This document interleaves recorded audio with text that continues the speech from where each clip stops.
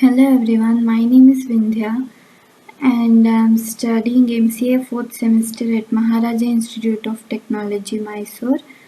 My USN is 4MH20 MCA 90 and today my concept is devising the system concept which comes under the system conception. System conception. System conception deals with the genesis of an application. Initially, some person who understands both business needs and technology thinks of an idea for an application. Developers must then explore the idea to understand the needs and devise possible solutions.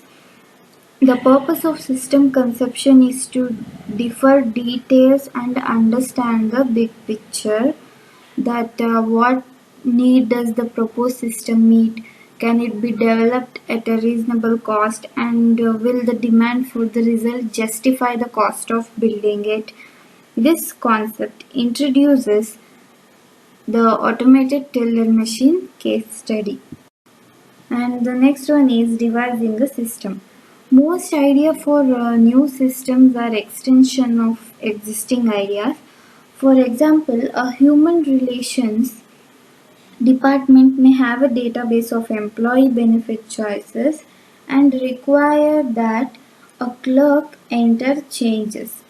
An obvious extension is to allow employees to view and enter their own changes. There are many issues to resolve, but the new idea is a straightforward extension of an existing concept. And occasionally, a new system is a radical departure from the past.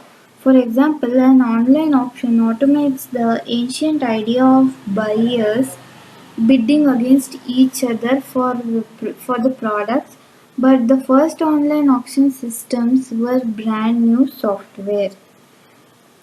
The concept became feasible when several enabling technologies came into place like internet, widespread personal computer access and reliable servers.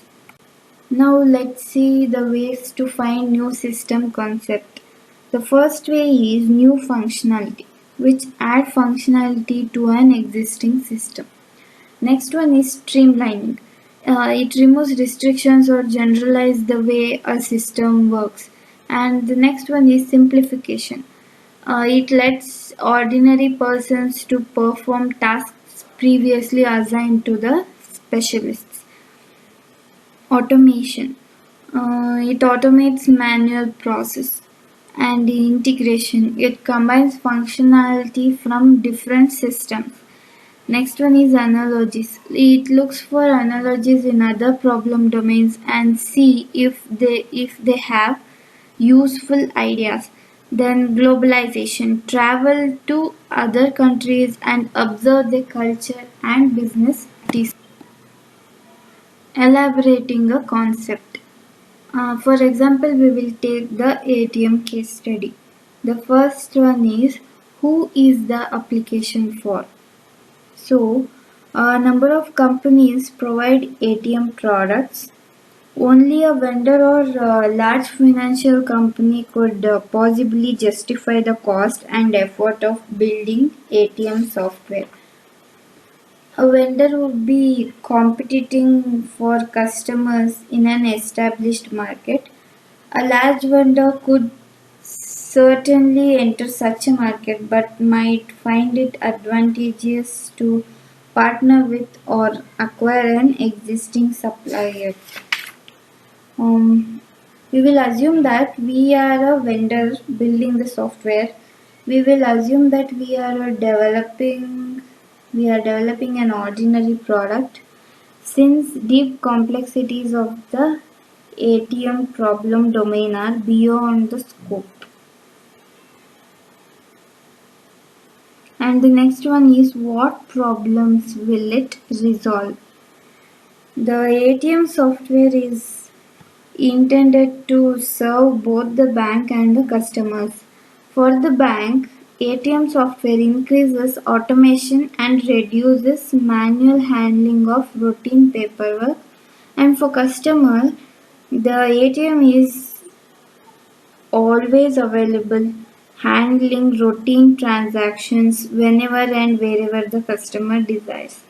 ATM software must be easy to use and convenient so that customers will use it preference to bank tellers. And next one is where will it be used? ATM software has become essential to financial institutions. Customers take it for granted that a bank will have an ATM machine.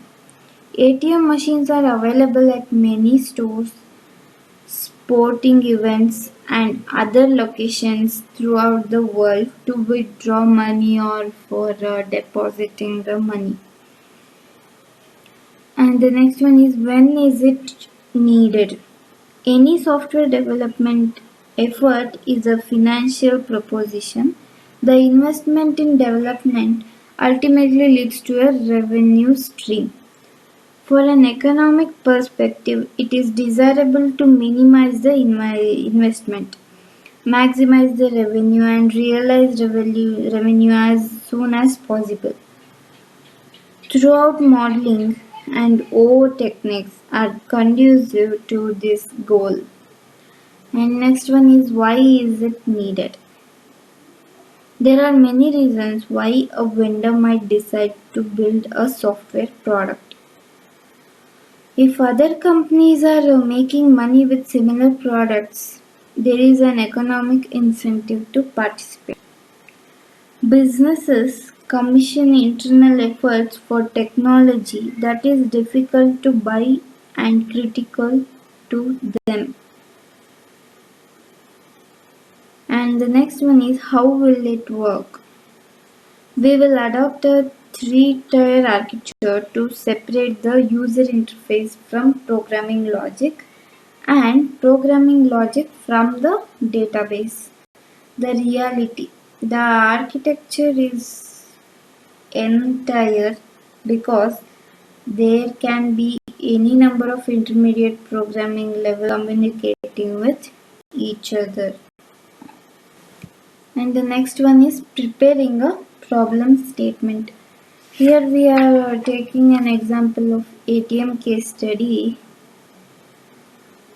Design the software to support a computerized banking network including both human cashiers and automatic teller machines to be shared by a consortium of banks. Each bank provides its own computer to maintain its own accounts and process transactions against them. Cashier stations are owned by individual banks and communicate directly with their own bank's computer. Human cashiers enter account and transaction data. Automatic teller machines communicate with a central computer that clears transactions with the appropriate banks. An automatic teller machine accepts a cash card, interacts with the user, communicates with the central system to carry out the transaction, it dispenses the cash and prints receipts. The system requires appropriate record keeping and security provisions. The system must handle concurrent accesses to the same account correctly. The banks will provide their own software for their own computer. The cost of the shared system will be apportioned to the banks according to the number of customers with the cash cards. That's it. Thank you.